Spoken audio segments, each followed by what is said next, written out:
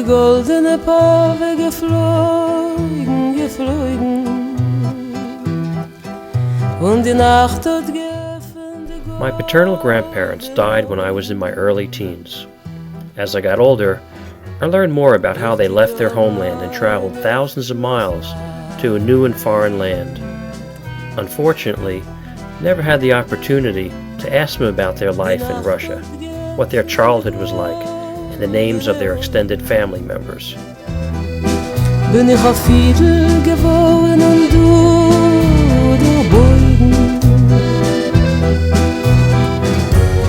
Ruhiger meine Schlafheit. Maybe the memories of leaving their homeland would have been too painful for them to share with me. They didn't choose to leave.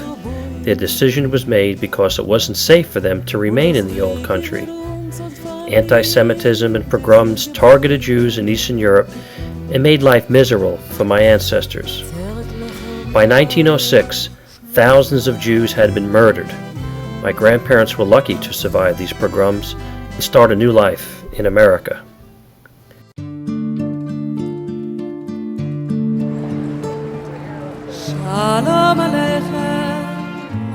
In the summer of 2007, I decided to travel to their places of birth, now part of an independent Ukraine.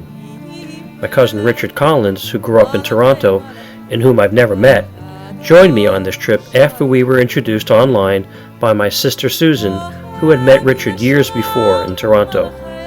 Our grandfathers were brothers, and Richard had a wealth of information about the Kolinsky clan. Without his prior research and knowledge of the family history, the trip would not have been a rewarding journey.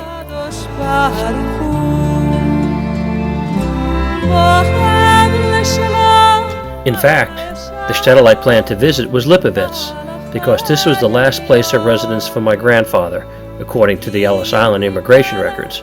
And I didn't know until I talked to Richard that the Kolinsky family actually came from a nearby shtetl of Linitz, which is now known as Kolinsky.